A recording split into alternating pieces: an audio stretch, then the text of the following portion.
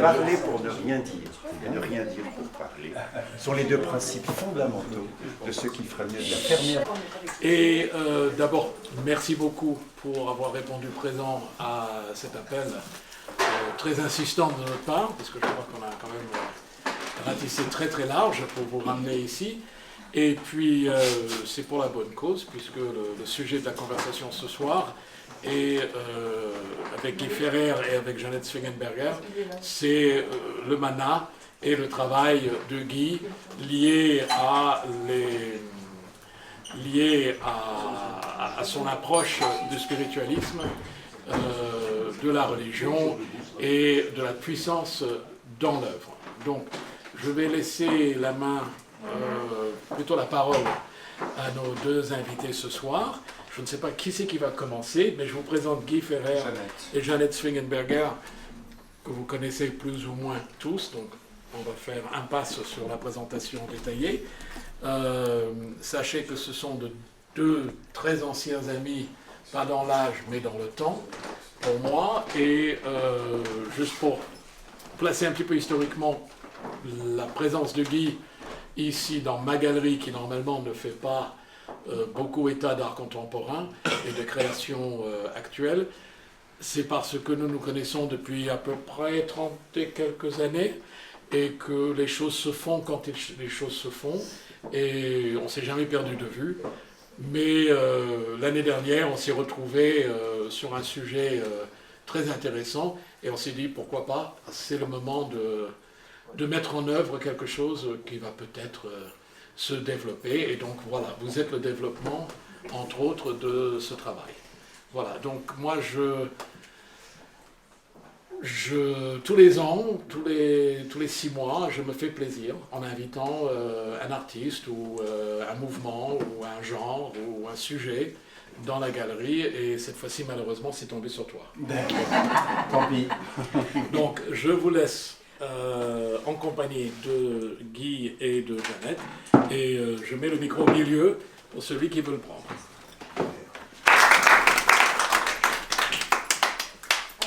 À l'invitation que nous, on a travaillé ensemble parce que j'étais commissaire de l'exposition Tous Cannibales, dont il y avait des pièces importantes d'ici de la galerie, où il était question du sacrifice, et aussi une image peut en cacher une autre, dont j'étais co-commissaire, où la question de l'art premier était très importante. Donc je suis ravie de discuter ici ensemble sur cette question.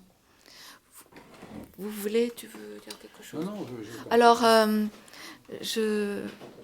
peut-être Gisèle, si tu veux dire tout de suite quelque chose sur la question de la manne. Bonsoir. Tiens, je te laisse la place. Déjà, bienvenue à tous et merci beaucoup d'être venus aussi nombreux et intéressés par le sujet. Alors déjà, comme Anthony a introduit, l'idée de parler... Je peux te laisser te dire? Bien sûr. Merci, c'est une live. L'idée de parler de présenter Guy Ferrer à la galerie est venue de cette grande intention d'Anthony Meyer et de leur relation de long terme. Mais ensuite, il fallait trouver un moyen de mettre en relation l'art premier et les œuvres de Guy, même si Guy est déjà très sensible de par sa nature, ses intérêts, ses intentions personnelles, son histoire de vie.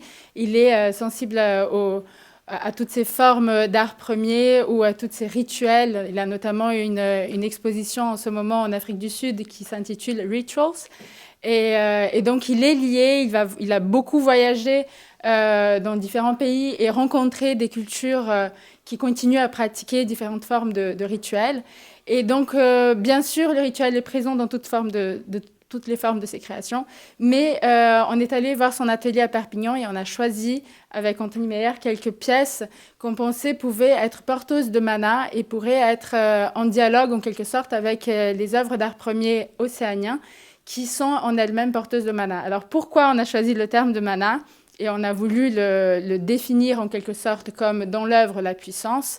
C'est pour aussi vous permettre à saisir ce qu'on voulait dire, qui est le mana, c'est un des fondements de la culture polynésienne, comme Anthony a un peu décrit, mais il est aussi présent dans plusieurs cultures dans le monde, sous différentes manières de le concevoir, c'est-à-dire le mana dans les cultures lusophones, donc que ce soit au Portugal, au Brésil, au Cap-Vert, ou ailleurs, dans d'autres cultures où ils parlent le portugais, il y a la mana qui est la sœur, ou en tout cas cette personne sur qui on peut compter, même s'il n'y a pas de lien sanguin, on peut compter au-delà de tout.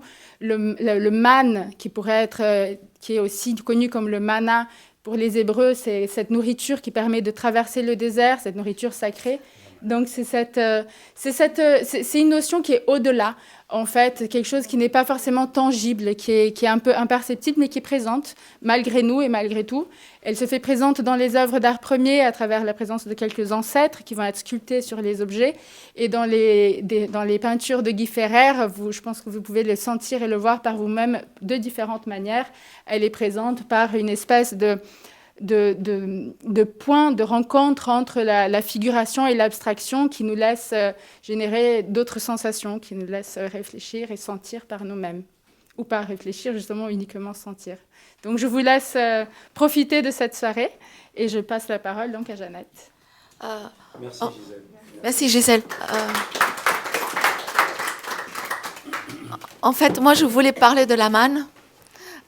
Parce que la manne, c'est lorsque les Hébreux traversent le désert pendant 40 ans, elle prend le goût du désir de chaque personne. C'est-à-dire, c'est le goût, et ça parle parce que au cœur, pour moi, de l'art premier, la question que je pose, qui m'intrigue, qui m'a toujours fascinée, c'est cette puissance de projection. C'est-à-dire l'art premier a une puissance de projection comme la manne, où pour chacun, cette nourriture céleste répond au désir de ce que cette personne voit, le goût et les sens. Donc pour moi, il y a deux choses. C'est le côté, ce pouvoir de projection du désir, et d'autre côté, le côté des sens, l'évocateur du sens, et corporel. Donc, pour moi, un des fils conducteurs, c'est que l'art premier fait appel au corps, comme l'œuvre aussi de Guy. Le corps comme axe est central, les sens, et puis ce côté polysémie. Je suis spécialiste des images cachées, ça veut dire chacun voit ce qu'il veut bien voir. Donc il y a une source déjà Baudelaire a dit la force d'une œuvre ou le pouvoir d'une œuvre, c'est sa force de suggestion. Donc les œuvres d'art premier, chaque culture, chaque personne y voit autre chose, et c'est justement là la force. Il faut savoir aussi que la manne en hébreu, ça veut dire qu'est-ce que c'est. Ça veut dire c'est ce questionnement qui fait la richesse d'une œuvre. Devant une œuvre, on dit, mais qu'est-ce que c'est? N'est-ce pas, Guy? Donc, je te passe le micro. Bonsoir à tous. Alors, c'est un exercice un peu difficile pour un artiste parce que la grande facilité serait de dire ce que j'avais à dire. Vous l'avez autour de vous, c'est déjà montré sur les murs. Alors, c'est vrai qu'on peut pousser un peu plus loin l'exercice en tentant de mettre des mots sur des images. Bon, je vais essayer. Je ne vous garantis pas du résultat, mais je vais essayer. Je voudrais commencer par un préambule. Déjà remercier Anthony Meyer, numéro 1, Gisèle, qui s'est avérée très très efficace dans cet accrochage, et aujourd'hui Jeannette, pour leur invitation. Mais je pense qu'il y a un point qui est très important d'après moi, c'est que l'histoire de l'art a voulu souvent saucissonner en différentes périodes les contemporains, les artistes tribaux, enfin, etc., parce que c'est finalement facile de classifier. Et je crois qu'au contraire, la source est commune à nous tous, quelle que soit l'époque, quelle que soit l'origine, quelle que soit la culture presque, il me semble que les artistes vont butiner à la même source. Alors il y a des artistes ici ce soir que je salue, et il y a des personnes qui réfléchissent à l'art parce qu'ils en ont fait leur métier, que je salue aussi bien sûr, et j'aimerais qu'on puisse débattre ensemble de cette grande question. Mais finalement, le mana, est-ce que c'est pas cette source un peu magique, un peu mystérieuse, à laquelle on va butiner, on va s'abreuver, pour essayer de rapporter une image qui soit, qui corresponde à ce qu'on avait plus ou moins ressenti et qui finalement vient illustrer et nous permettre de grandir. Donc c'est une question que je pose. Je ne sais pas, vous m'aiderez peut-être à y répondre. En tout cas, les œuvres qui sont autour de vous, comme d'ailleurs la plupart de mes œuvres, ne correspondent pas à une intention. Alors, pour dire ça de façon plus pratique, je pense que certains artistes, que je respecte parce que c'est leur démarche et c'est pas la mienne, anticipent, préparent, dessinent, font tout un tas de projets avant que l'œuvre finale existe. Pour ce qui me concerne, c'est absolument pas le cas. Je vais à l'atelier. L'atelier est secret. Je suis très embêtant dans la vie de tous les jours parce que j'interdis l'accès à l'atelier, y compris à mes plus proches, parce que pour moi, l'atelier, c'est un lieu de... c'est peut-être la source, justement. C'est là que vibrerait, on ne va pas le conditionnel, le sacré. Et donc je vais là, et puis j'attends, et puis des choses viennent, parce que je mélange, de façon souvent aléatoire d'ailleurs, parce que je n'ai pas d'intention première, je mélange ce que j'ai sous la main, en gros. Donc quand on parle de technique mixte, ça va bien au-delà d'ailleurs de la matière qui est utilisée, c'est presque des intentions mixtes. Et là, en disant ça, je pense à des influences qu'on pourrait recevoir de l'autre côté justement du visible, parce qu'on a tendance quand même à vouloir absolument, merci Descartes, à tout objectiver. Alors parce que c'est pas objectif, ça n'a pas de raison d'être, je prétends le contraire. Je pense qu'au contraire, dans le subjectif, il y a des trésors extraordinaires à découvrir et à extrapoler. Et donc je m'appuie sur des influences, mes absents qui viennent me parler, de l'énergie, mes pensées, de la musique, et ainsi via une œuvre qui me surprend moi-même, et que je vois d'ailleurs quand elle est accrochée, après qu'elle ait eu le temps de sécher, qu'elle ait été encadrée, en fait, etc. Je vois l'œuvre dans un contexte d'exposition, et là, quelle n'est pas ma surprise de découvrir qu'en fait, il y a mon nom sous l'œuvre. Et voilà. Donc, c'est une posture qui n'est pas une coquetterie, c'est très... Vraiment, j'insiste sur une certaine humilité. Je pense que l'œuvre ne se révèle qu'à condition qu'elle le veuille. L'œuvre me fait autant que je la fais. Et c'est réellement de plus en plus le sens de ma démarche. Je ne veux pas être le seul auteur de l'œuvre. Je pense qu'on a été nombreux avant de faire une œuvre. Et entre les visibles, ou le visible que je serais, et les invisibles qui seraient à côté, eh bien, qui finalement est le véritable auteur? Je pose la question. C'est Marcel Duchamp.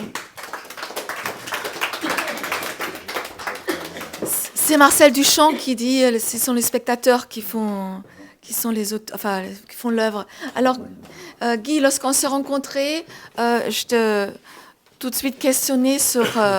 tu peux nous répéter le titre, le premier? Oui, il s'appelle Vaudou. Vaudou.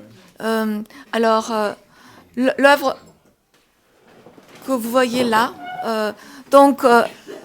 parce que je reviens à mon qu'est-ce que c'est. En particulier. Parce que je réponds à mon qu'est-ce que c'est. Ah oui. Alors, moi, je disais, est-ce que c'est quelqu'un qui sort de l'eau, qui fait du crawl? Pourquoi il y a ces deux parties? Et vous voyez, c'est justement ça la richesse de l'œuvre. Après, tu m'as fait découvrir l'œuvre de plus près, où tu disais, non, c'est quelqu'un qui est agenouillé.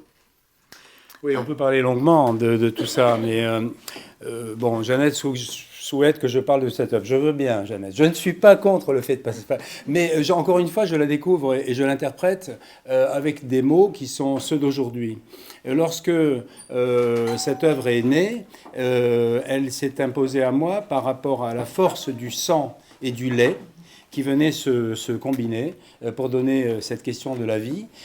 Après, il y a eu cette planche de bois qui est venue, et le bois, qu'est-ce que ça flotte, le bois, non? Quand il est dans un liquide. Et donc, j'ai voulu poser là-dessus un personnage qui me semblait être en train de bondir, enfin, etc., etc. Je ne sais pas si c'est la meilleure œuvre de l'exposition, et je ne sais pas si ça vaut le coup d'en parler tant que ça. En fait, non, on peut passer à une autre œuvre, mais elle montre le côté physique, corporel, qui est, je trouve, au cœur de ton œuvre. Le côté, on parle de la manne, cette plus céleste, on ne sait pas trop, et le côté énigmatique, et aussi le rapport justement à la couleur, cette couleur rouge, et puis les deux parties en bas, donc cette partie où toi tu disais c'est une sorte de gouffre, trou, c'est différents angles de vue. Donc on parle de l'art premier. L'art premier, c'est la force de l'art premier, c'est quoi? C'est qu'il y a, selon l'angle de vue, on voit autre chose. Également comme toi dans ton œuvre. Merci Jeannette. Alors je vais me permettre juste de faire une petite observation. On a diffusé cette rencontre en tant que table ronde, donc n'hésitez pas à prendre la parole. On serait ravis également d'entendre votre opinion, comment vous la concevez, comment est-ce que vous la voyez cette œuvre-là ou une autre œuvre. N'hésitez pas. Malheureusement, on n'a pas pu avoir le format rond qui nous permettrait tous de nous voir et que je pense que ce serait très sympathique, voire plus sympathique. Mais nous sommes tous là et nous sommes heureux d'être là. Donc, pour ceux qui arrivent à la voir, n'hésitez pas. Qu'est-ce que vous voyez? Est-ce qu'il y a parmi vous qui aimerait prendre la parole et partager son ressenti? Et de répondre.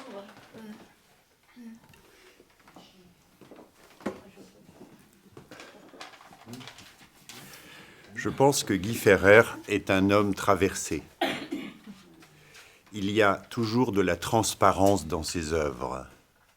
La plupart des artistes sont liés à la réalité que nous croyons maîtriser, qui correspond à l'intellect, à la maîtrise du monde.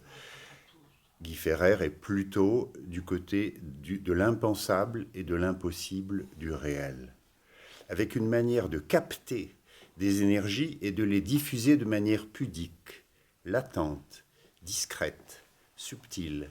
Il y a chez lui un côté fantomatique. C'est un air à la fois de chair et d'âme.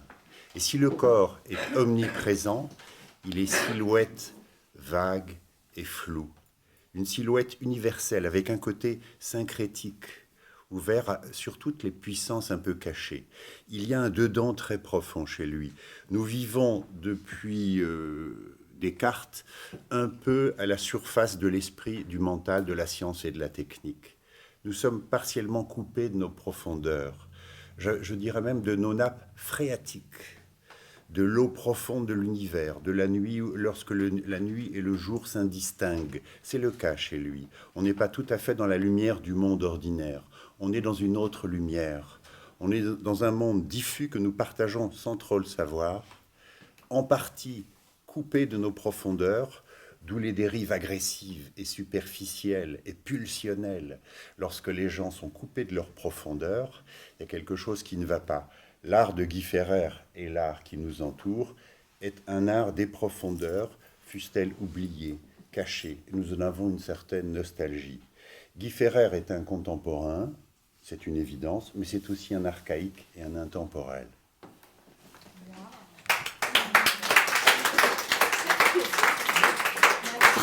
Bravo Christian. Christian qui est un ami de Guy.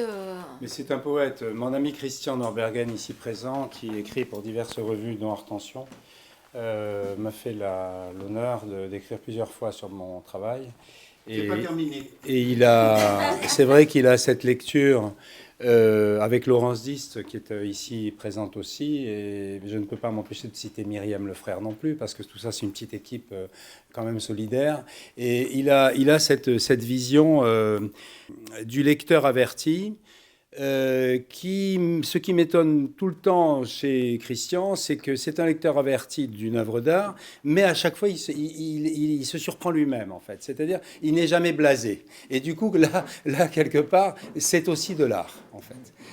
De rester à l'écoute, à l'éveil, de ne jamais saturer son regard, alors que, il fait métier de regarder, en quelque sorte. Voilà. Moi j'avais préparé, pardon Jeannette, parce que finalement ça peut être une formule pour éviter de ne rien oublier. J'ai oublié de dire que Guy est à la fois incarné et désincarné.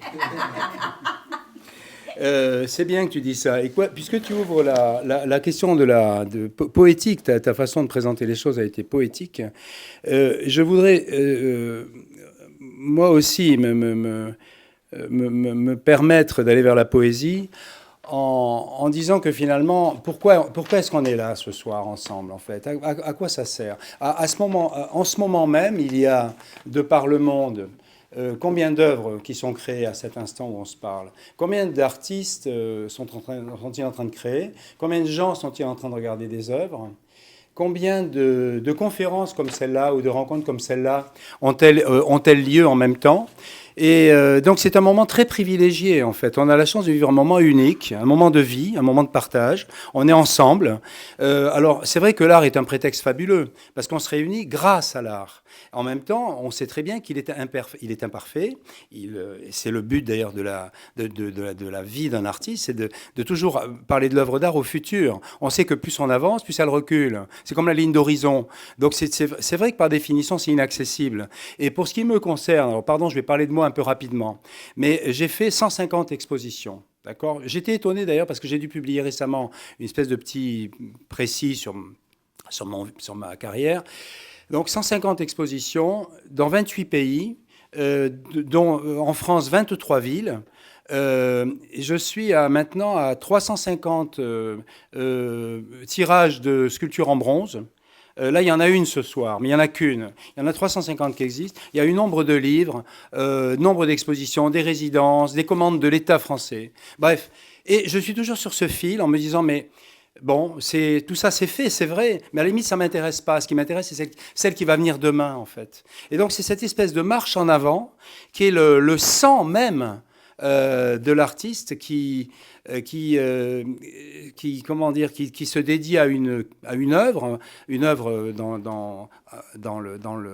à un œuvre en fait, on va dire l'œuvre au masculin pour ce qui concerne la globalité, et qui estime qu'il n'est jamais arrivé au bout, comme le disait notre ami, pour finalement mériter cette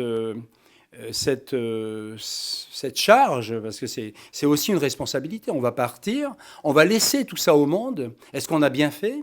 Comment est-ce que ça va être jugé, jaugé, classé, détruit? Voilà, toutes ces questions qui sont sous-jacentes de la responsabilité de mettre une œuvre au monde.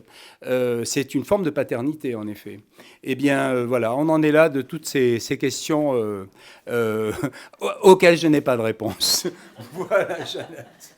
En fait, moi, je voudrais attirer l'attention à la matérialité de l'œuvre. Vous voyez cette œuvre ici. Si vous regardez le bord, vous voyez que Guy commence avec l'orange, une couleur orange, mais que vous ne voyez pas tout de suite. Mais lorsque vous voyez cet homme qui se tient en équilibre, déséquilibre, qui se tient comme un danseur ou comme saltimbanque, ce qui est inhérent, il est dans quel monde? Et puis vous voyez ces têtes, ces âmes, et ce clair-obscur, et qui est comme une plaque photographique qui se révèle, ou un monde se révèle.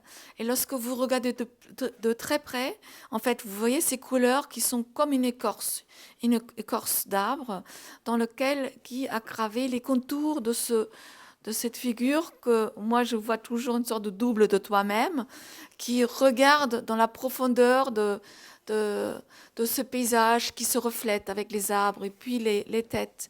Alors, pourquoi je souligne ça? Parce que c'est extrêmement rare qu'aujourd'hui, il y a des artistes qui ont toutes ces couches, tout ce vécu d'une œuvre, cette matérialité énigmatique, qui fait pour moi la force de cette œuvre. On a parlé ce dialogue avec le visible, l'invisible, où la mana, c'est la question du sacré, qui est quand même au centre ici, dans cette galerie. Qu'est-ce que c'est le sacré aujourd'hui dans l'art? Comment ce sacré devient tangible? Ici, donc, Gisèle pourra nous parler plus. Non, c'est les œuvres où il y a comme des récipients. Pour moi, une œuvre, c'est un récipient. c'est un vecteur de différents espaces, comme cette œuvre ici. Après, il y a des choses, moi qui suis toujours dans les images cachées, je vois comme ici comme une oreille, je vois ici. Alors, je parlais de une puissance de projection. Après, on va passer le micro et que chacun peut dire, mais moi je vois ça ou ceci. Et c'est ça justement la force d'une œuvre, qu'elle nous incite aux éveils des sens, c'est-à-dire ou d'autres artistes. Il y a cette transmission qui me semble importante dans une œuvre. Une vraie œuvre fait naître d'autres œuvres ou la poésie, une poétique. Et ça me semble important et au cœur de l'œuvre de Guy. Alors, il y a après cette œuvre ici derrière, d'où un corps émane ou plonge, on ne sait pas trop, comme le voodoo. Il y a toujours cette question des corps qui émanent ou descendent, ou qui sont entre les mondes, je dirais. Et c'est ça, justement, le lien ici avec la galerie, c'est entre les mondes, quel monde et qu'est-ce que chacun perçoit. Alors ici, donc, il y a cette... lorsqu'on s'est rencontrés, on a dit, est-ce que c'est de l'aluminium? C'est quelle matière? C'est aussi le mystère de la matière. Comment il a fait? Pour moi, une œuvre, elle est forte. C'est lorsque je suis comme un chat, je dis, c'est quoi? Comment il a fait quoi? Pour moi, une œuvre, c'est la question de la technique. J'ai dit aux artistes, ne dévoilez pas vos secrets, vos recettes. Ça vous appartient. Une œuvre se communique à travers ces différentes strades et cette forme indicible qu'on voit ici, avec cette sorte de constellation. Guy, tu pourras nous dire plus sur cette œuvre. Avec quelle couche tu as commencé d'abord? Alors, c'est intéressant parce que le sujet de l'expo de la rencontre, c'est sur le mana. On va revenir à celle-ci. En fait, lorsqu'on a un peu de métier, c'est un peu mon cas quand même si je ne veux pas d'intention particulière, le fait d'avoir du métier permet quand même d'anticiper certains processus. Et tous les artistes savent ça. Donc j'ai commencé par peindre cette œuvre qui est noire et jaune, j'ai commencé par la peindre en orange vif. Parce que je savais que cet orange vif, je vais vous prendre un exemple. Vous habillez tout en blanc. Vous mettez sous votre chemise blanche, vous mettez un t-shirt rouge, comme ça. D'accord. Eh bien, sans même que vous vous en rendiez compte, vous gagnez une espèce de puissance que les autres vont percevoir. C'est ce que j'ai fait ici. Donc c'est futé. Parce que si vous voulez, l'idée, c'était de parler d'une certaine froideur, mais en même temps, je voulais qu'il y ait une chaleur contenue dans cette toile. Donc, il y a eu une pré-couche qui reste un peu visible sur les bords, mais surtout que j'ai pu retrouver avec le cul du pinceau, puisque ça s'appelle comme ça, la partie en bois du pinceau, quand l'œuvre était quasiment sèche, j'ai gratté et j'ai retrouvé ce tracé qui a fait que l'œuvre est devenue ce qu'elle est. Et du coup, apparaît en sous-couche bon. Alors ça, ce sont des petites recettes. Mais sincèrement, pardon Jeannette, je trouve que ce n'est pas tellement le plus important. Ce qui est important, c'est de se dire que l'œuvre est un miroir, que chacun va voir dedans, et c'est pour ça qu'on voudra avoir votre avis, chacun va voir dans l'œuvre ce qu'il est finalement. En réalité, on propose une image finale qui est interprétable par tous, qui va être plus ou moins photographiée, plus ou moins vue, plus ou moins... L'œuvre originale, en fait, est rare par rapport à la quantité de diffusion qu'il y aura de cette œuvre. Et donc, cette question de la couleur, de la froideur de certaines teintes, ou au contraire de leur chaleur, etc., tout ça, c'est relativisé par le fait que dès lors qu'elle est reproduite, et il y en a ici des gens qui dirigent et qui travaillent dans des revues d'art et des publications artistiques, lorsque l'œuvre est reproduite, elle peut perdre ce qui a fait sa particularité, donc ce qui fait l'importance de l'unicité de l'œuvre, c'est-à-dire que cette œuvre unique, elle sera vue peu, finalement, par rapport à toutes les reproductions qui en seront faites. Et je suis outré parfois, dans certains musées, etc. On voit des artistes très, très importants, qui sont édités en carte postale, et on se dit, mais quand même, quel carnage! tant au niveau des couleurs que des recoupages, des recadrages. Chaque chose, je peux dire que chaque millimètre carré a son importance. Et je n'accepte pas qu'on me recoupe les œuvres au couteau, tac, tac, parce qu'il faut que ça rentre dans le carré. Ça, non, c'est pas possible. Donc, par exemple, donc tout ça pour dire qu'en fait, à chaque fois, c'est nourri d'énergie, c'est nourri d'intention, même si, au final, c'est une posture, encore une fois, je vais reprendre ce mot d'humilité, parce que l'œuvre, finalement, devient ce qu'elle veut être. Et ça, c'est quelque chose d'assez particulier. C'est-à-dire qu'en fait, il faut être là, la surveiller d'un œil distrait, mettre la musique, fumer une cigarette, boire un café, je ne sais quoi, et en même temps, quelque part, on sait qu'elle est en train de se faire. Donc il y a quelque chose de l'ordre de l'obéissance à des forces qui nous dépassent, et en même temps de la maîtrise des dites forces. Donc c'est assez ambigu, et je l'admets, hein, je ne décide pas tout.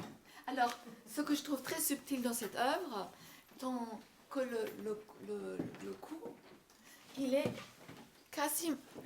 quasiment à la hauteur de l'horizon. Alors, c'est des petits détails. Pour moi, un artiste se révèle au détail. Donc, ce cou, voilà, l'horizon, et puis cette tête-là qui est quasiment l'œil, également à la hauteur de l'horizon. Et puis, il y a ces pointes. Ces pointes comme une sorte d'échelle. L'échelle de Jacob. Ouais, mais la colonne vertébrale, il y a ces pointes. Donc moi, j'ai vu l'œuvre, je me dis, c'est quoi ça, ces pointes? Donc je te pose la question. Ouais. Mais revenons à... je voudrais répondre avec là-dessus, plaisir. parce qu'en fait, je voudrais simplement dire ce qui est très banal. C'est que encore une fois, une œuvre s'éclaire par ses différentes étapes. On peut parler une soirée entière sur une œuvre. Évidemment, on a le droit, pourquoi pas. Mais je pense qu'elle sera d'autant plus pertinente si on peut la juxtaposer avec d'autres œuvres existantes. Quand on a fait une sculpture, on peut parler de la sculpture. Je parle pour Koskoun qui est présent parmi nous. Quand on a fait 20 sculptures, on se rend compte que tiens, c'est peut-être la 10e qui explique le mieux la 20e. Et quand on a fait 100 sculptures, eh bien parfois on se rend compte que finalement parmi les 3 premières, cette 100e était déjà contenue. Parce que c'est une marche en avant, c'est une marche sans fin, c'est un travail très surprenant que je n'en serais pour rien au monde, et en même temps c'est d'une fragilité extrême. Et je voudrais aussi parler de ça. C'est-à-dire que lorsque on est pris par la vie courante, on est pris par des questions de famille, on est pris par voilà, la vie, l'atelier, les contraintes de la vie, etc. Et l'œuvre, qui devrait être la corde la plus forte qui nous relie au monde, eh bien c'est la première à se défaire, à se fragiliser, parce que finalement c'est la première qui lâche dès lors que la vie autour nous astreint à différentes responsabilités. Et donc là aussi c'est assez paradoxal. On a la force de cet axe-là, et en même temps il faut bien reconnaître qu'il se casse quasiment systématiquement dès lors qu'on y touche. Donc c'est assez... Vous voyez, voilà. Quelqu'un voulait parler? Je parle trop peut-être. Mais tout ça est remarquablement intéressant. J'apprends plein de choses sur toi, sur ton œuvre. Merci aussi pour ta vision, Jeannette. Et je voudrais juste ramener la discussion sur le titre et la raison d'être de cette soirée, qui est justement le mana. Et en parlant de ces deux tableaux, je suis très intéressé par le choix de Jeannette de vouloir parler de ces deux tableaux, parce que celui qui est derrière moi, puisqu'on parle de mana, et qu'est-ce que c'est le mana? C'est une sorte d'une chose, voilà, c'est un truc absolument indéfinissable que les Polynésiens connaissent que trop bien, mais qu'ils sont... comme nous, dans l'impossibilité de pouvoir véritablement le décrire de manière tangible. C'est quelque chose comme un aura, comme je dirais pas un bien-être, parce que ça peut être aussi un mal-être, mais c'est un truc diaphane, on est entouré un champ de force, quelque part. Alors, quand vous êtes adepte de la guerre des étoiles, vous savez que la force soit avec vous. Eh bien, le mana, oui, mais c'est véritablement quelque chose de extraordinairement important, qui est totalement réel, sans être du tout tangible. Mais quand quelqu'un a du mana, tout le monde le sait. Personne n'a besoin de le dire. La personne arrive dans la pièce, tout le monde dit mana. Et mana fort, ou mana très fort, ou mana peu fort. Quand quelqu'un a perdu du mana, parce que ça peut se perdre aussi par des mauvais gestes, des mauvaises actions, on sait tout de suite, ah bah tiens, celui-là, mana réduit là. Bon. Et puis, il y a aussi le fait que cette aura, cette puissance de mana peut être récupérée. C'est un petit peu comme... bon, je fais une analogie un petit peu rapide, mais un petit peu comme à l'église, où on a fait une grosse bêtise, on va voir le prêtre, on se confesse, et il nous dit de faire un certain nombre de prières, etc. Et hop, on a reblanchi l'âme. Et le mana, donc, peut se reblanchir, du moins peut se reconstituer et se rééquilibrer. Mais souvent, les méthodes de reprise de mana sont beaucoup plus désagréables dans l'absolu que quelques prières en soi. Comment personnifier le mana? Comment le représenter? Et ce tableau qui est derrière moi a la particularité, comme un tableau qui était ici aussi, qui est parti, de représenter quelque chose de éthéral, effectivement. Il se passe plein de choses. C'est un peu comme des neurones, c'est un peu comme des champs électriques qui sont en train de se créer autour de ce personnage et qui émanent devant, derrière, tout autour. On a l'impression que la personne est entourée d'une bulle, donc un champ de force. Et j'aime énormément ce tableau d'un point de vue personnel. Je n'essaie pas de le vendre, bien que... Mais c'est la raison d'être de l'exposition quand même. Il ne faut pas oublier qu'un artiste vit principalement par son œuvre, mais par aussi l'appréciation de l'œuvre par d'autrui, et donc la vente. Mais ce tableau représente particulièrement bien cette notion, mais c'est la représentation plutôt physique de quelque chose de complètement métaphysique. Alors ce tableau-là, le grand dont Jeannette a parlé tout à l'heure, il s'avère, c'est vrai que je suis le galeriste, vous êtes chez moi, paraît-il, mais je n'ai pas eu le droit de choisir grand-chose cette fois-ci. Et c'est un droit que, évidemment, je me suis mis beaucoup en arrière parce que nous avons fait une sélection mutuellement agréable et mutuellement construit quand nous sommes allés à l'atelier de Guy. C'est un des rares tableaux sur lequel j'ai insisté. Alors, je ne peux pas vous expliquer pourquoi spécifiquement, mais il y a quelque chose. L'analyse de Jeannette est une manière de voir le tableau, j'en vois une autre. Et là, il y a, avec le mana, on a vu un peu avec la force dans ce tableau, l'émanation autour de la personne, mais il y a aussi une énorme spiritualité dans le mana. Et il y a une spiritualité dans l'ensemble des cultures premières, des cultures sources, comme je les appelle. Et ici, avec ces visages qui, une sorte de petits ballons, on a l'impression que le bonhomme est sur une étendue d'eau avec le reflet des arbres au fond dedans, et ces visages qui flottent autour de lui et qui semblent s'en aller en partant. Il faut savoir, souvent, dans les populations originales du Pacifique notamment, puisque ce sont principalement des Iliens, le monde de l'âme, si vous voulez, le monde de l'ancêtre, le monde de l'au-delà, c'est une île, une autre. Elle est là-bas, au-delà de l'horizon, on ne la voit pas. Alors souvent, on a l'île des morts, évidemment. Souvent, on a une île qui est à 3-4 kilomètres de la plage, du village, et on va déposer les morts sur cette île-là avec toutes sortes de cérémonies, parfois des cérémonies qui peuvent durer beaucoup d'années. Mais au-delà du fait que le corps est déposé sur cette île, l'âme de l'ancêtre s'en va ailleurs dans le monde des morts, dans le monde des esprits. Et ce monde des esprits est souvent conçu un peu comme une île. Et ici, on a cette notion de l'eau, les esprits sur l'eau, etc. Le tableau m'a énormément parlé. Voilà. Donc, c'est un lien ici qui n'est pas visiblement manaesque, mais un tableau qui est empreint d'une énorme spiritualité. Et je voudrais juste maintenant revenir sur le lien entre l'œuvre de l'artiste et les arts primitifs, puisque vous êtes aussi dans une galerie d'art primitif, bien qu'il y en a de moins en moins ce soir, le choix des œuvres, c'est le choix de Guy Ferrer. Ce n'est pas mon choix ni celle de Gisèle, c'est lui qui a, sur la liste des œuvres, sélectionné les pièces qui résonnaient en lui ou résonnaient avec ses œuvres. Et bien que l'installation a été faite sans lui, on a envoyé des photos, il y a eu quelques petites modifications, ça devrait aller là, etc. Et je trouve que c'est extraordinairement important de voir l'interaction qu'il y a entre l'artiste, son œuvre, mais aussi l'œuvre d'autres artistes.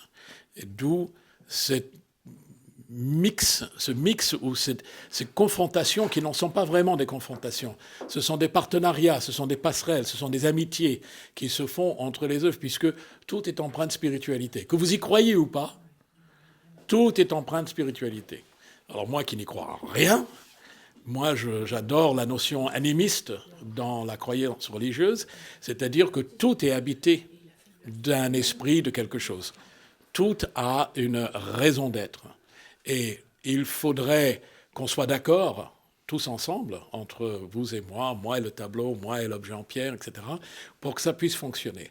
Et donc, d'où cette nécessité de résonance, et que je trouve que Guy, avec nous, a trouvé justement ici un vrai lieu de... Bon, c'est vrai qu'il y a un plaisir esthétique, il y a un plaisir intellectuel, mais il y a aussi un lieu de travail, de réflexion, et un lieu de spiritualité. Voilà. Merci beaucoup.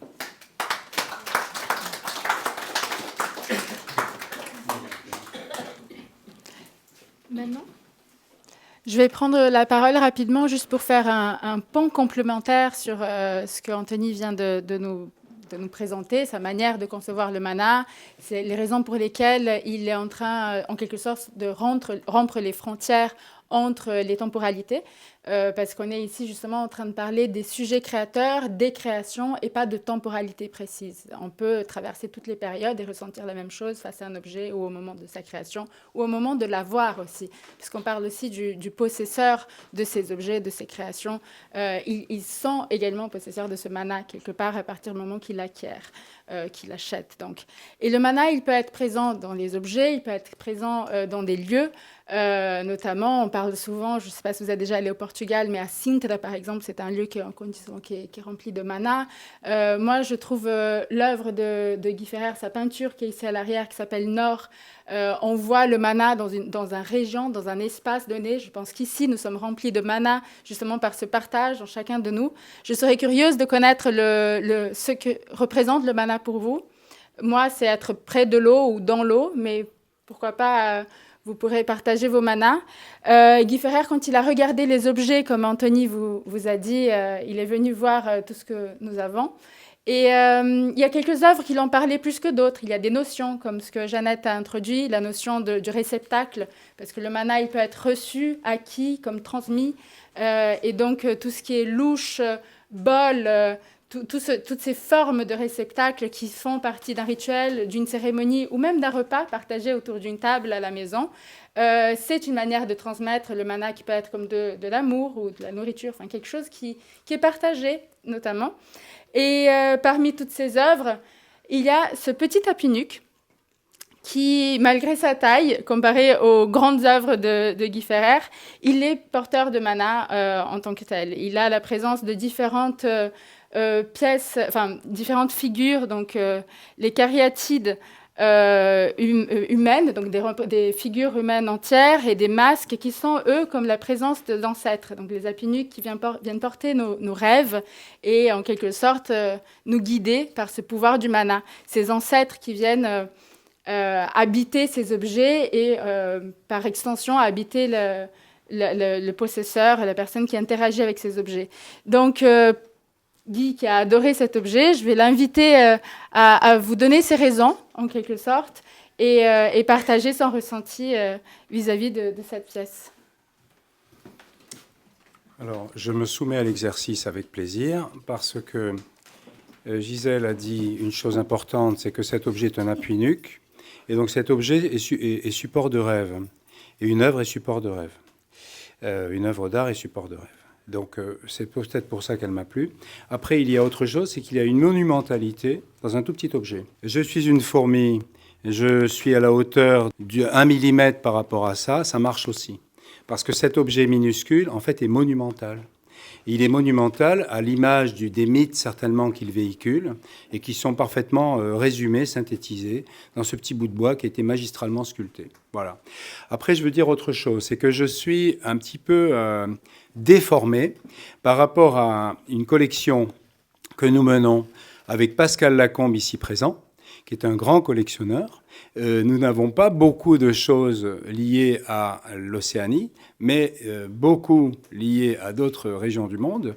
Et je veux dire, j'ai un regard quand même qui est largement, peut-être, je ne veux pas dire connaisseur, mais en tout cas averti sur la forme et sur la force d'un petit objet en bois, aussi petit que celui-ci fut-il. D'accord ? C'est-à-dire qu'à un moment donné, quand les gens vous disent est-ce que c'est un faux, est-ce que c'est un vrai, etc., à la limite, c'est secondaire. L'œuvre, elle a la force ou elle ne l'a pas.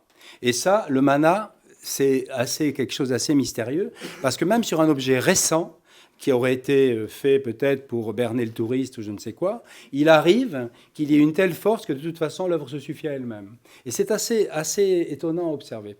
Voilà. Donc voilà le petit. On peut le faire circuler peut-être. Oui. Alors faites attention. Voilà. Bon. Voilà. Cette question, qu'est-ce que c'est et qui fait appel à nos sens. Et je vois qui fait appel à nos sens, mais aussi aux énergies. Alors, ce que je trouve frappant dans l'œuvre de Guy, c'est justement cette fluidité, ces énergies qui circulent entre les mondes, mais comme ici, c'est comme une sorte de constellation, on ne sait pas. Ce je ne sais pas, me semble, tu parles de réalité, ici nous ne sommes plus dans la réalité. Nous sommes dans un autre monde. L'art doit faire appel à un autre monde, ce que ton œuvre fait et les œuvres d'art premier font. Et cette question, il y a une force, ce sont des œuvres de transformation, l'art premier. Selon l'angle de vue, on va à autre chose, émane autre chose, se réveille dans notre esprit un autre monde, d'autres dimensions. Poésie. La poétique, la contemplation. En allemand, le mot poésie veut dire dichten. Dichten c'est-à-dire une densité. C'est-à-dire, en allemand, densité dans le sens dichten, ça veut dire différentes strades qu'on sent. Mais qu'on peut pas vraiment cette question, ce je ne sais quoi, qu'est-ce qui se passe, mais il se passe quelque chose, me semble primordial dans l'art premier. Et que tu as aussi, oui, avec plaisir. À ce sujet, j'aimerais vous parler d'un tableau de Guy qui n'est pas là, mais peut-être que quand on parle de mana, l'évocation d'une peinture peut-être suffire si elle est forte, à vous amener, par le pouvoir de l'imagination, vous amener vers le tableau. J'étais avec Guy il y a une vingtaine d'années au Pérou, lors d'une résidence qui débouchait sur une grande exposition dans un musée à Lima. Et il était parti sur un thème particulier pour une série de tableaux, et c'était les voyants. C'était des grands tableaux qui étaient tous issus d'une confrontation que Guy avait eue avec un crâne égyptien dont les yeux avaient été, une momie égyptienne dont les yeux avaient été dorés à l'or, des feuilles d'or, et qui appartenait à Jacques Kershach. Et cette image l'avait marqué. Et lorsque nous sommes arrivés au Pérou, il avait commencé une série sur ces tableaux, des grands tableaux magnifiques, très impactants. Et puis, il y a eu un tableau très particulier, d'un assez petit format, et Guy a peint un portrait, 1 mètre par 1 mètre. Mais il y avait un portrait, c'était donc une évocation, un visage qui partait de cette momie égyptienne. Et puis, le lendemain, il a repeint un autre visage dessus. Il a accumulé les portraits, qui à chaque fois recouvraient l'ensemble du tableau.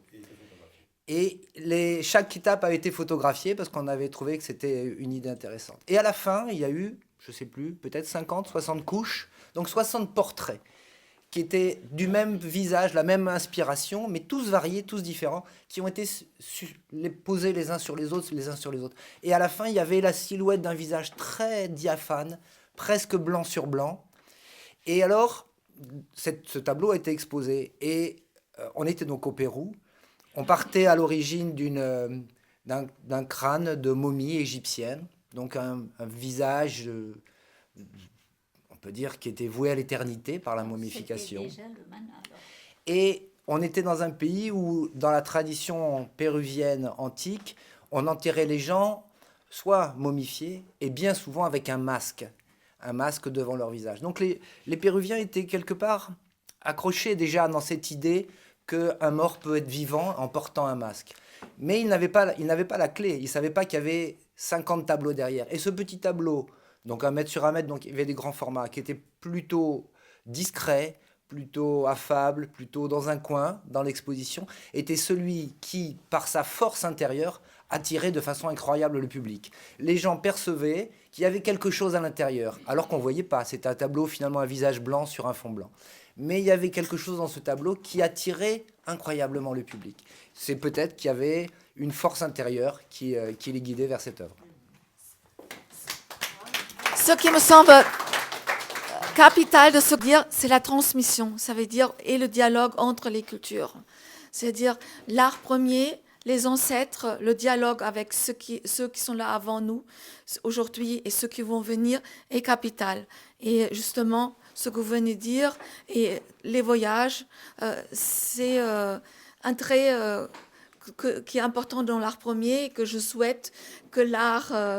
Si nous faisons abstraction de l'incision qui a fait surgir le corps dans ce tableau n'apparaît pas initialement. C'est comme s'il était fusionné totalement à l'univers.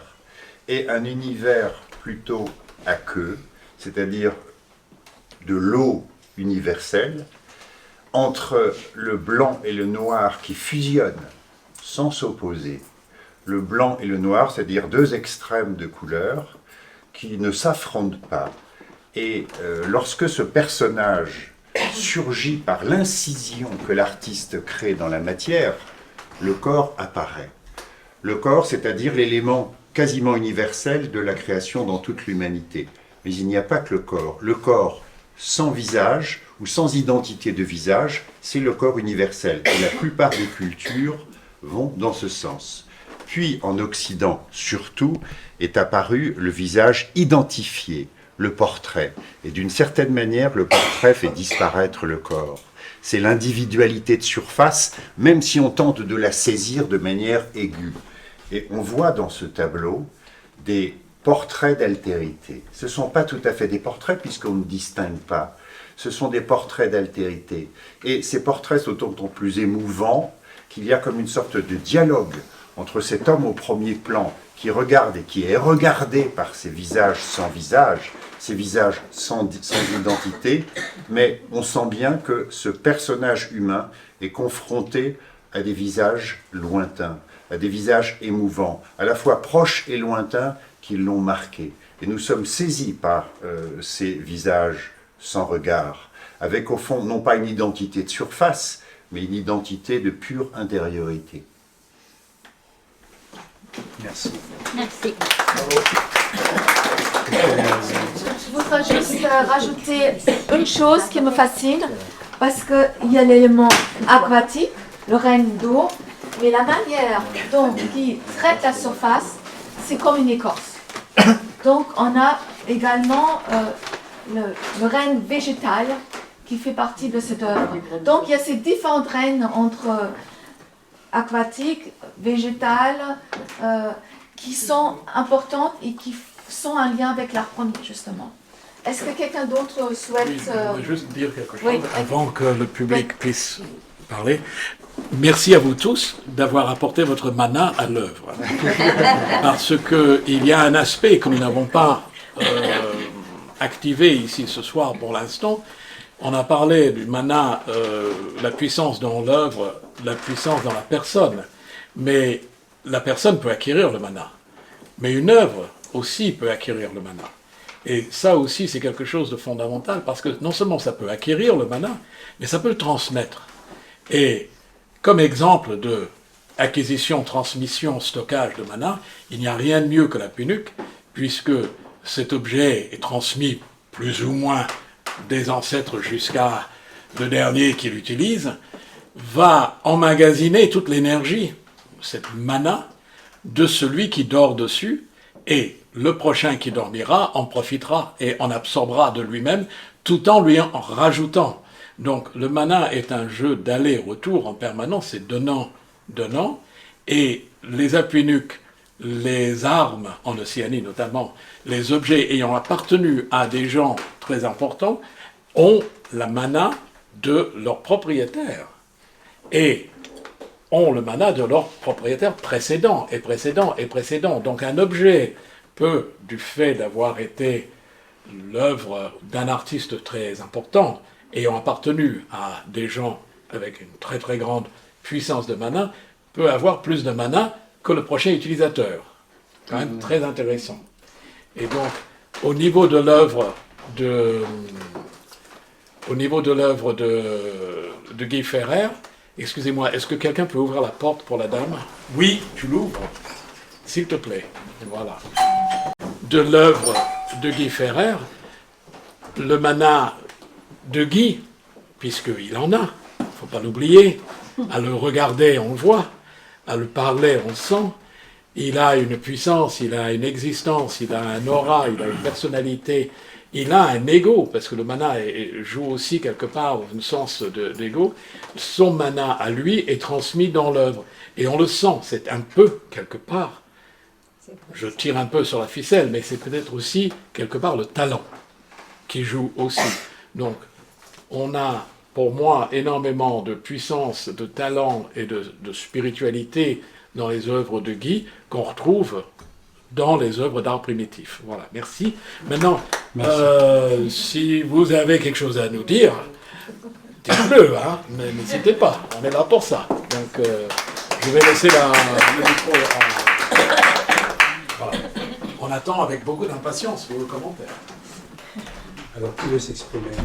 Alors, en effet, je ne sais pas s'il y a un d'entre vous qui aurait l'impulsion ou l'envie naturellement de parler, mais je souhaiterais inviter François de Toit du Monde à parler notamment. J'aimerais beaucoup connaître, je lui passerai la parole tout de suite, votre opinion sur le mana, puisque vous avez justement un rapport à des objets d'une autre région du monde. Nous sommes surtout entourés des objets d'Océanie et de l'Arctique. Nous avons exceptionnellement une pièce d'Inde juste à côté de moi. Mais François, il a des objets d'Asie, des œuvres qui sont porteuses de mana, des masques et d'autres sortes de sculptures. Je vais vous passer le microphone. Bon, je parle un petit peu fort, je passe pas la peine. En Asie, dans l'Himalaya, tout a une âme. Et ça, je trouve ça assez amusant. Tout à l'heure, vous parliez beaucoup de ce tableau que je ne voyais pas. J'étais complètement obsédé par celui-ci, parce que, pour moi, il y a 50 ans de référence derrière moi, quoi, Dont une dimension christique. Oui, chorégraphe. Parce que c'est pas pour rien que ce soit l'oiseau de feu et le sacre du printemps, c'est comme ballet.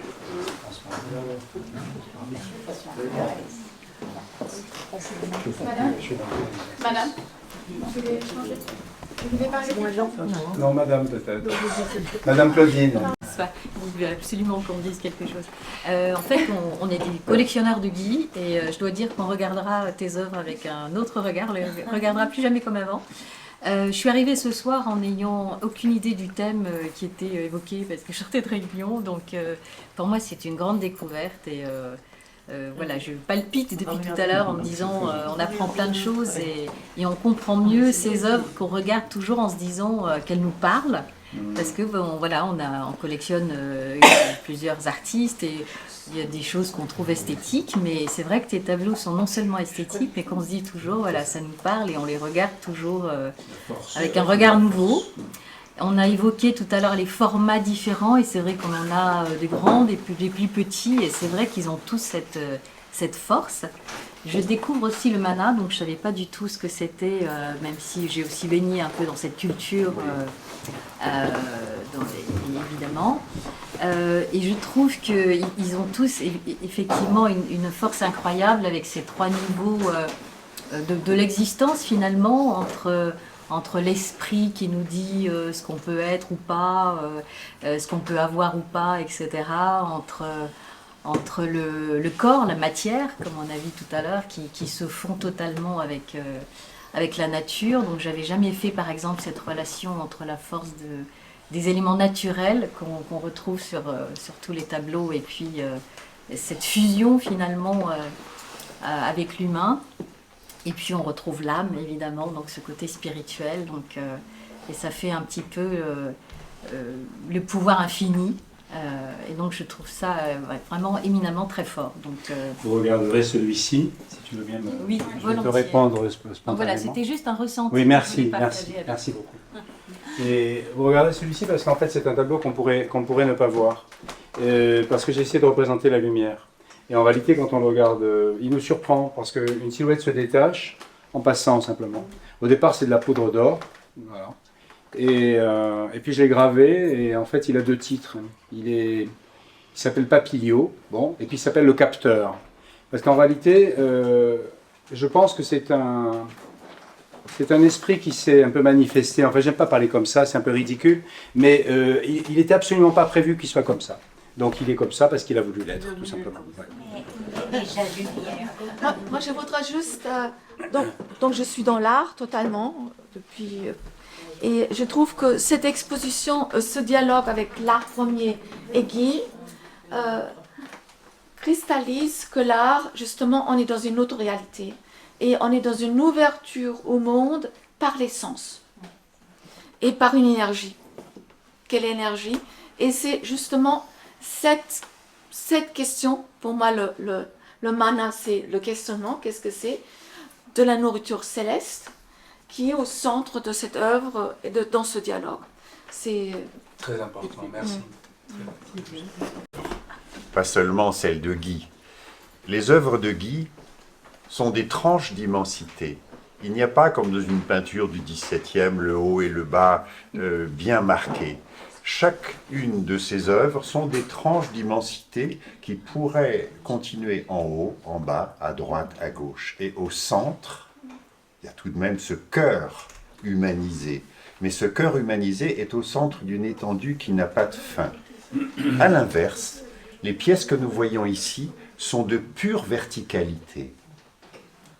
Et ce dialogue entre cette pure verticalité, qui n'est pas, c'est une verticalité avec des nœuds, avec des crispations, avec des tensions. Mais nous sommes en face de ces pures verticalités qui dialoguent avec ces tranches d'immensité.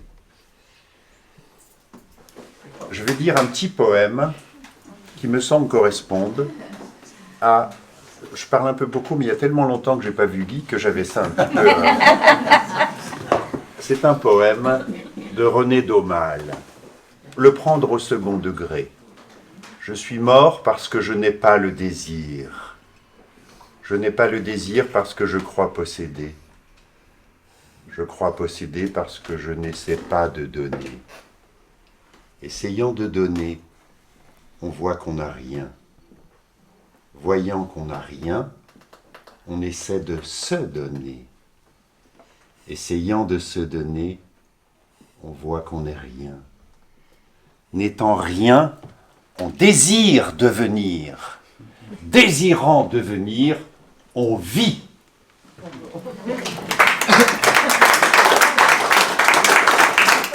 C'est une forme de mana. Le mana est fort, mais il me fait penser, le mana, à ce que disent les mystiques du mot Dieu. Dieu est au-delà de tous les vocables qu'on peut dire de lui.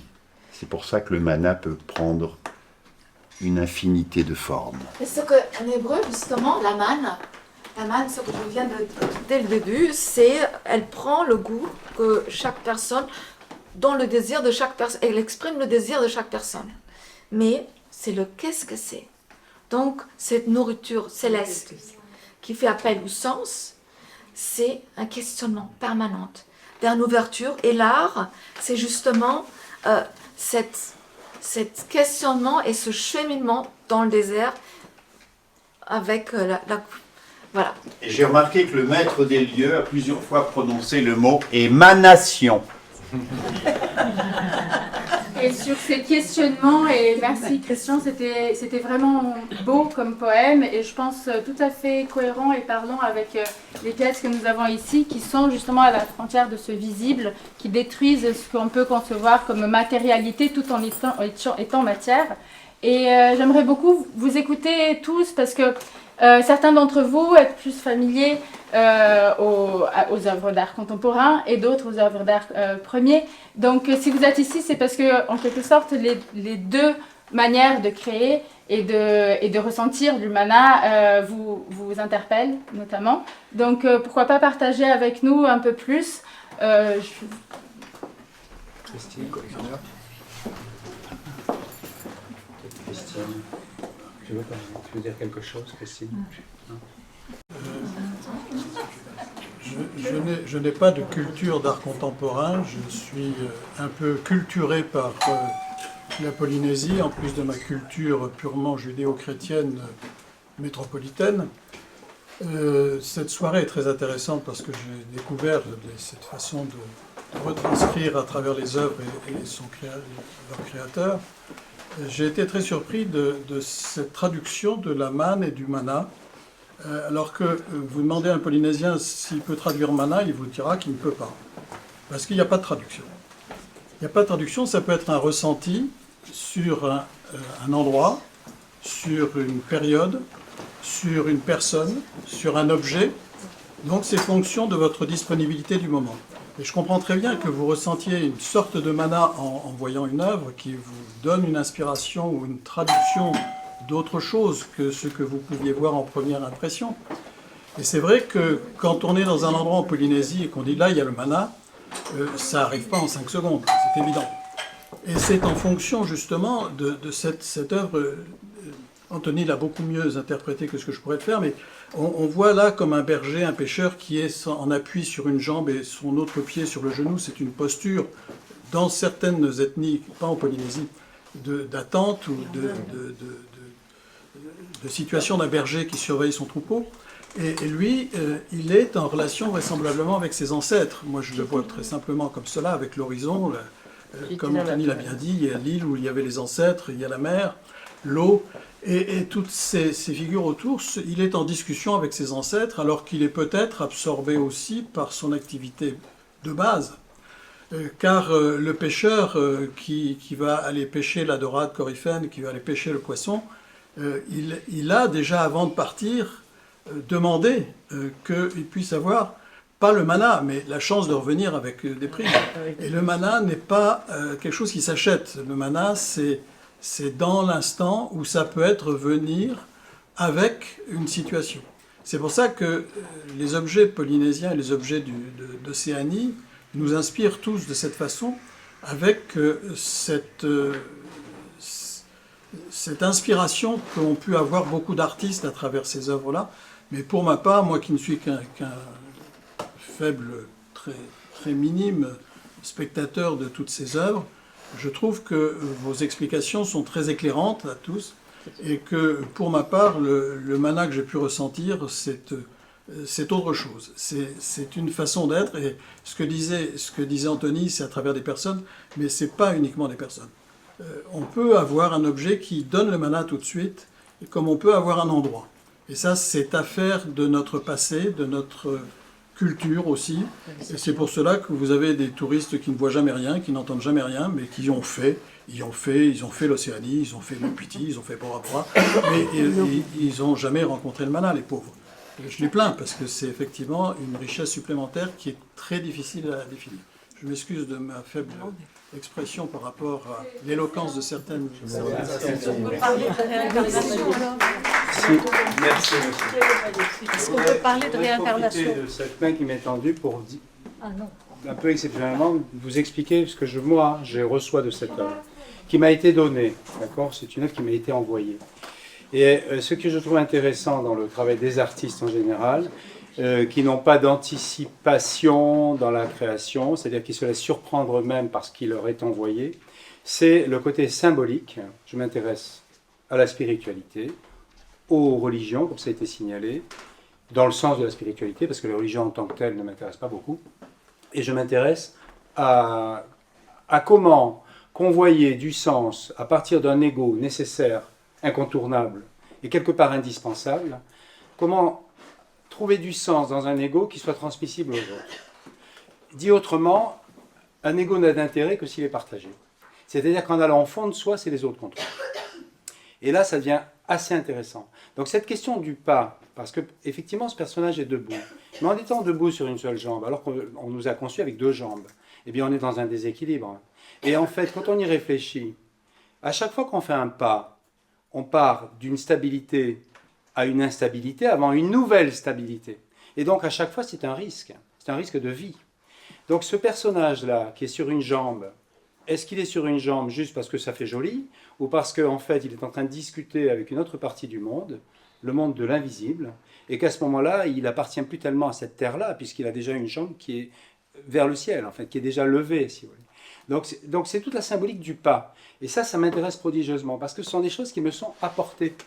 Et je suis encore une fois très surpris de devoir mettre des mots là-dessus, parce que pour moi c'est presque naturel. J'ai la chance de recevoir la manne. Mais la manne, c'est une forme de révélation finalement. En fait, on est surpris soi-même. Parce que c'est pas spécialement mérité peut-être. C'est une question aussi. Est-ce qu'on mérite ces révélations dans le sens qu'on peut les transmettre aux autres? Peut-être que oui, parce que finalement, il faut rester très modeste là-dessus. C'est une explication parmi d'autres. Mais c'est la mienne, donc on va dire qu'elle est un peu privilégiée parce que je suis l'auteur de l'œuvre. En même temps, je relativise tout. Donc dès lors que vous vous y retrouvez, mon but est atteint, en quelque sorte. Puisque mon ego est devenu le vôtre. Voilà, c'est tout ce que je voulais dire. On ne peut pas peindre des icônes sans prière. Et la peinture de l'icône se fait complètement dans la prière. Et cette prière, elle doit passer à travers leur...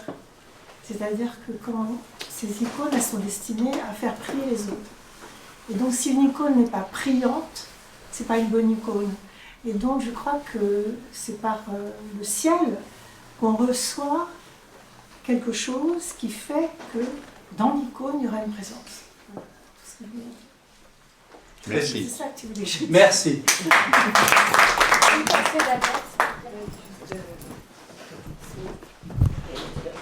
Geste de déséquilibre dans la marche, et en fait dans vos œuvres il y a ce mouvement, c'est gestuel. Est-ce que vous pouvez nous en dire un peu plus, parce que là ça nous tombe dessus, ça gicle, là ça tourne, là ça vibrionne, ou ça c'est... Bref, on ne sait pas où on va. Oui, c'est vrai qu'on ne sait pas où on va. Est-ce que vous pouvez nous en dire un peu plus, parce que il y a l'esprit ou quelque chose d'impalpable, mais il y a cette gestuelle ou ce mouvement qui est palpable là, du coup, voilà. Bon, vous avez tous remarqué qu'on a un corps, et que finalement c'est notre seul moyen de connaissance, puisque malheureusement on ne peut pas connaître à travers le corps des autres, ou pas aussi bien en tout cas.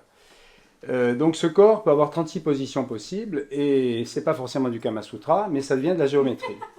Et là, la géométrie, ça devient assez intéressant, parce que selon, étant donné que je suis sculpteur, on parle beaucoup de peinture, mais la géométrie et la sculpture sont quand même très intimement liées, parce qu'il y a une prise de lumière, de certaines facettes, etc. Tout ça, c'est évidemment très puissant, ça se calcule. Donc lorsqu'on met un corps, par exemple, en position assise, les jambes allongées. Alors il a les jambes, j'ai souvent représenté, surtout en sculpture, des personnages qui sont allongés, qui sont assis, les jambes collées au sol, et le tronc debout. Ça veut dire quoi? Ça veut dire qu'il appartient déjà au monde de la Terre, mais qu'il est encore en émergence par rapport au monde d'en haut. Et donc cet angle-là, qui est constitué, c'est un angle de 90 degrés, eh bien, il a une force parce que c'est celle d'un équilibre fondamental. Ensuite, ce personnage, par exemple, dont vous parliez, il est jaillissant. Quelle est sa position? Il est quasiment agenouillé, il est accroupi, pas agenouillé. Agenouillé, ça veut dire qu'il est sur ses genoux. Être sur ses genoux, dans la symbolique du corps, ça veut dire c'est être en état d'obéissance. D'ailleurs, on fléchit le genou quand on veut se prosterner ou quand on s'adresse à des gens plus puissants que soi. Là, en l'occurrence, il est accroupi. Accroupi, c'est quoi? C'est-à-dire qu'il va pouvoir bondir. Bondir vers quoi? Vers la lumière, probablement, puisqu'il est tout de blanc paré, et, etc., etc. Donc, si vous voulez, ce sont des œuvres à tiroir. En réalité, je n'ai pas les explications pour chacune d'entre elles, et je ne maîtrise que le peu que je maîtrise. Mais ce que je veux dire, c'est que une œuvre d'art, malheureusement, est souvent assimilée à une décoration murale.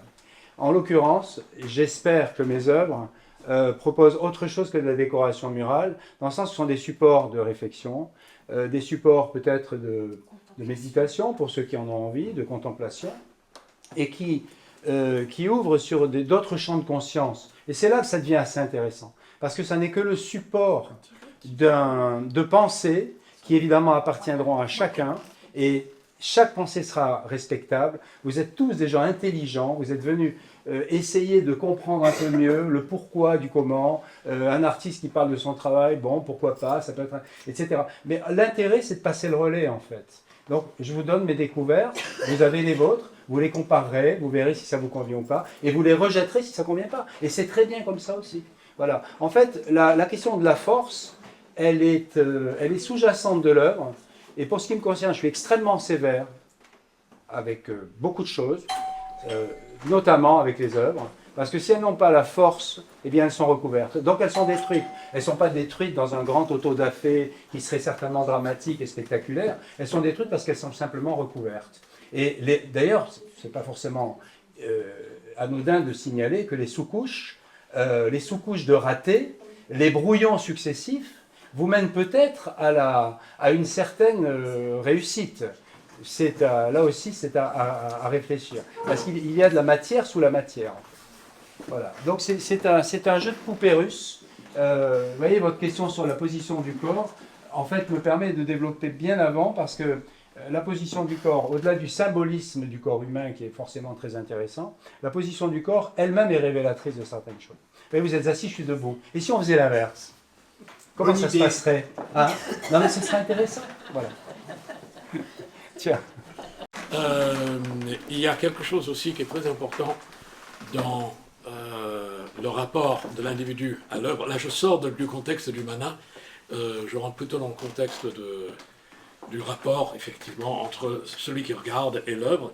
Il y a une résonance. Et cette résonance est quelque chose d'extraordinairement important. Et cette résonance vient de où? C'est la grande question, toujours, les gens se posent la question, pourquoi je vibre, pourquoi je réagis, pourquoi je résonne, pourquoi je suis ému, pourquoi je suis troublé, pourquoi je pleure, enfin bon, qu'importe les différentes émanations, réactions du corps, mais l'artiste, quand il fabrique quelque chose, et je parle principalement de mes objets à moi, qui ne sont pas mes œuvres à moi, mais qui sont des œuvres qui temporairement m'appartiennent ou passent dans mes mains, mais qui sont des œuvres qui sont créées pour des raisons culturelles, guerrières, fonctionnelles, etc., l'artiste a mis du sien. Mais véritablement, alors, une œuvre qui ne résonne pas, c'est parce que l'artiste l'a fabriquée pour des raisons qui ne sont pas forcément très importantes. Il n'a pas mis le maximum de son être dedans. Donc, quelque part, il n'a pas mis son mana, sa puissance, sa force, son Faut talent. pas dire du mal de Jeff Koons. Vous me les brisez, là. Ni de... Toute bleue et toute mauve. Alors, mais vous savez, avec le chien cassé, Ah oui, c'est incroyable. c'est une affaire extraordinaire, parce que ces chiens, je ne veux pas être méchant avec Jeff Koons, qui est un fabuleux collectionneur. Non, c'est un fabuleux collectionneur. Il ne faut pas oublier une chose très importante. Les artistes, qu'on les aime ou pas, ils aiment l'art. Et même ceux qu'on peut estimer ne l'aiment pas, véritablement aiment l'art. Et Jeff Koons, sachez-le, est un très grand collectionneur. Il a très bon goût. Il a très bon goût. Pour lui-même. Très bon goût. Bien dit. Alors, pour revenir à mes oignons, que sont justement cette résonance, l'artiste ayant transmis sa puissance, son talent, son savoir-faire, mais beaucoup plus que son savoir-faire, et là je vais être un peu cru, son jus, son âme, effectivement, mais c'est même, j'irai plus loin que l'âme, parce que l'âme est un peu galvaudée. Moi je dirais, c'est sa respiration, sa sueur, ses empreintes digitales sont dedans, son essence est dedans. Et c'est quand une œuvre est empreinte de cette essence que l'artiste a mis son talent dedans, là, l'œuvre nous fait résonner. Et donc, tu as mis beaucoup de choses dans tes tableaux. Hein. C'est des œuvres à tiroir.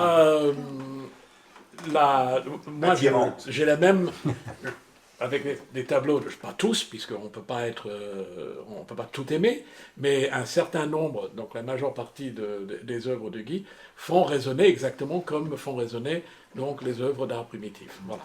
Mais je voulais lier mana, résonance, et puis je voulais juste terminer sur Man.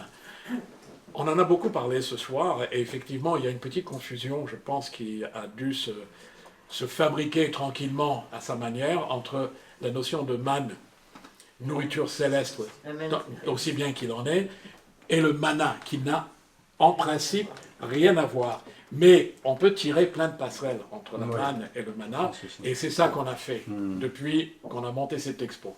Voilà pourquoi il y a la juxtaposition des deux. Voilà. Je passe à Jeannette. Et... Moi, je voudrais conclure les gens. Approprié. Ils vont transmettre ce mana de différentes manières. Et c'est un terme finalement qui parle à des nouvelles générations, qui a traversé les siècles, tout comme les œuvres de Guy Ferrer, qu'elles soient en bronze, qu'elles soient peintes. Ils pensent justement à cette permanence, qu'elle ne soit pas éphémère. Et je pense que le mana, justement, il va dépasser les périodes. J'aimerais éventuellement écouter un petit peu Maëlle, qui est notre apprentie à la Galerie Meyer et qui donne beaucoup de son mana dans la galerie, qui participe de tous les montages, qui participe très activement à nos réflexions. J'aimerais beaucoup l'entendre un petit peu avant qu'on conclue notre rencontre. Merci beaucoup, bonsoir à tous. J'ai eu la chance, effectivement, avec Gisèle, de pouvoir installer et non pas créer cette exposition. Et je dois avouer que même si le terme mana était assez flou au début, et le reste d'ailleurs, malgré vos nombreuses définitions, je serais incapable de mettre aucun mot sur ce qui est vraiment le mana. Mais il y a eu un écho logique dans la création de cette exposition, et une facilité, on a été d'une rapidité pour vraiment mêler chaque objet et chaque œuvre, que cet écho était tellement logique qu'il y avait une évidence, malheureusement, sur laquelle on ne peut mettre aucun mot. Donc, merci beaucoup.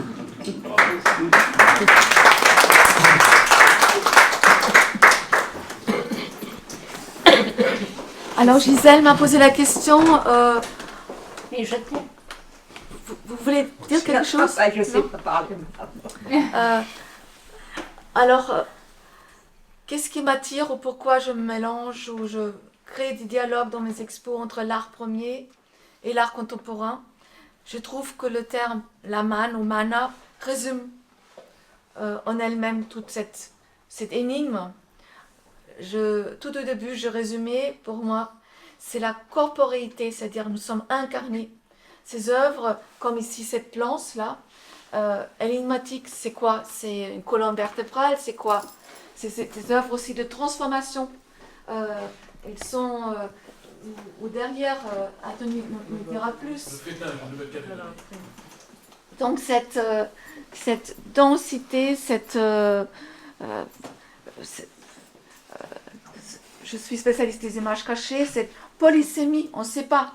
Est-ce que c'est ça, ou l'œuvre dont on n'a pas parlé de Guy là-bas, ces corps comme un réceptacle, cette boule-là, ça veut dire quoi? Une œuvre est forte lorsqu'elle crée ces questionnements entre la forme, qu'est-ce que c'est quoi comme forme, pourquoi? Et l'art premier, elle a cette qualité de ce questionnement qui vient de la forme et qui sont des formes de transformation selon l'angle de vue, qui ne sont pas justement dans cet axe et qu'on retrouve aussi dans l'œuvre de Guy, qui fait appel toujours à une chorégraphie. une manière d'habiter l'espace, ici, entre les espaces, entre les règnes, et qu'on retrouve aussi dans l'art premier. Et dans l'art premier, il y a une force, peut-être, je ne vais pas te parler beaucoup, parce que j'ai beaucoup écouté, mais il y a cette force qu'on n'arrive pas à... ces énergies qu'on... Une œuvre forte, est-ce qu'on est justement, on ne sait plus quoi dire, qu'elle fait appel au silence. Et c'est justement ce qui s'introduit chez moi.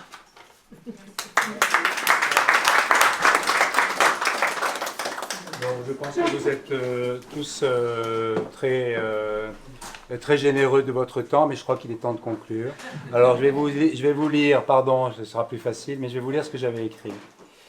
J'avais écrit, parce que j'avais prévu de dire quelque chose, puis finalement j'ai préféré la création, donc à inventer.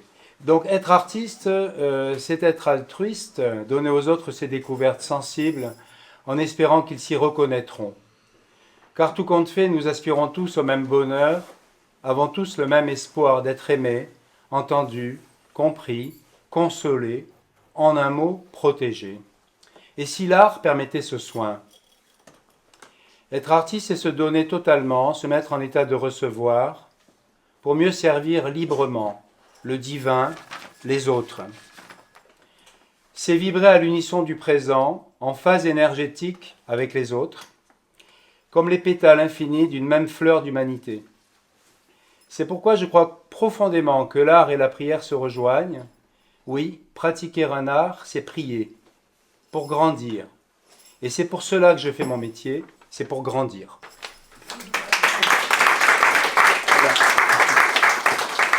Merci à tous, on vous aime.